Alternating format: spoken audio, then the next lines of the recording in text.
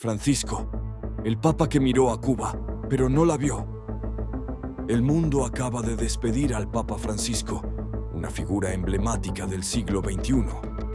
Primer pontífice latinoamericano, primer jesuita en llegar al trono de Pedro, un líder espiritual que marcó su tiempo con gestos de humildad, palabras de misericordia y llamados a la justicia social. Para millones de personas, Francisco fue un papa cercano, humano, comprometido con los pobres. Pero no todos compartieron esa visión. En algunos rincones del mundo, su legado deja más preguntas que respuestas. Y uno de esos lugares es Cuba. Cuando fue elegido en 2013, Jorge Mario Bergoglio despertó esperanza. Venía del sur, conocía el dolor del continente, había vivido bajo dictaduras y no temía hablar de injusticias. Parecía, por fin, un papa que podría mirar al pueblo cubano con compasión, con verdad.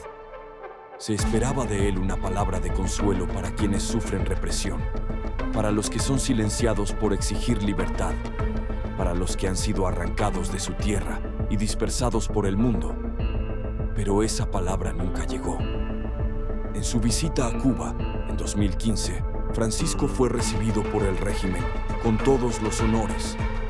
Se reunió con Raúl Castro, celebró misas en plazas llenas, ofreció discursos sobre reconciliación y unidad.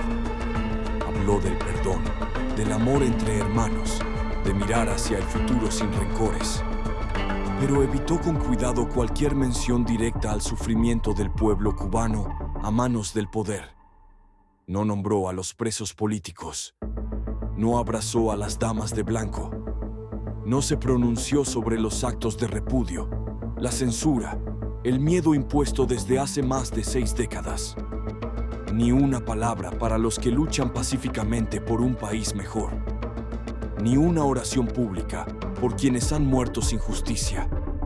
Durante su estancia en la isla, mientras la televisión mostraba multitudes en misa, decenas de opositores eran arrestados preventivamente para evitar que se acercaran al Papa. Y desde el altar no hubo condena, ni siquiera mención. Solo silencio. Ese silencio fue atronador. Porque cuando alguien con poder moral decide callar ante la injusticia, su silencio no es neutral, es una elección, es una forma de respaldar, de legitimar, de mirar hacia otro lado mientras otros sufren. Muchos recuerdan las palabras de Juan Pablo II durante su visita a Cuba en 1998. Aquel papa polaco que conocía el peso de los regímenes totalitarios se atrevió a decir: que Cuba se abra al mundo y que el mundo se abra a Cuba. Fueron palabras que todavía resuenan. Francisco, en cambio, optó por la diplomacia, por el equilibrio, por no molestar. Se habló de paz, pero sin mencionar el conflicto. Se pidió perdón, pero sin identificar a los culpables. Se habló de unidad, sin reconocer que en Cuba la unidad obligada ha sido una forma de control. Su actitud generó dolor en muchos creyentes dentro y fuera de la isla, porque la fe del pueblo cubano no necesita mediadores poderosos, sino pastores valientes.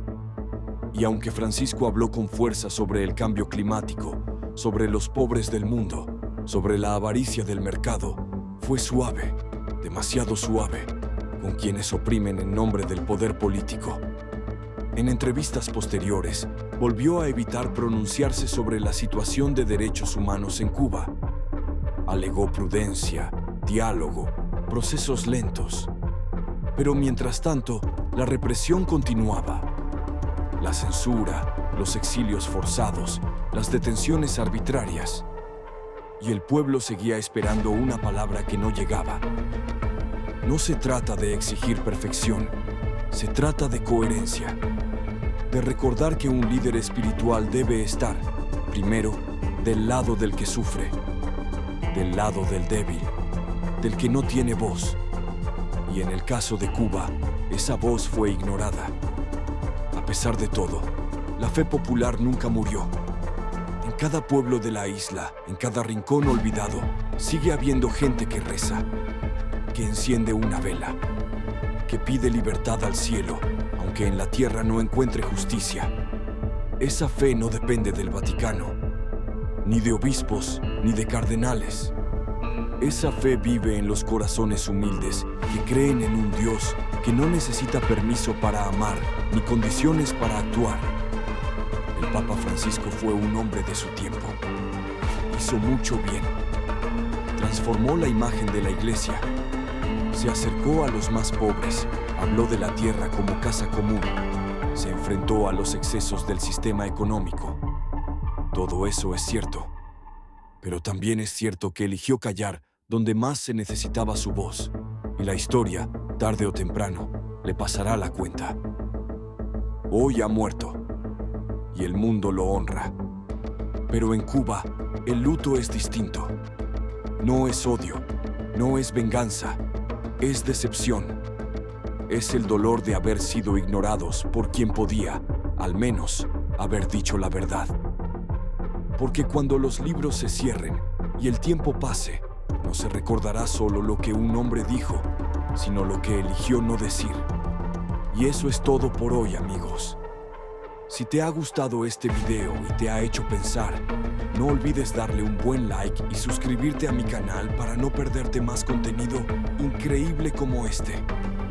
Activa la campanita para ser el primero en enterarte cuando suba algo nuevo. También me encantaría saber qué opinas, así que déjame un comentario aquí abajo.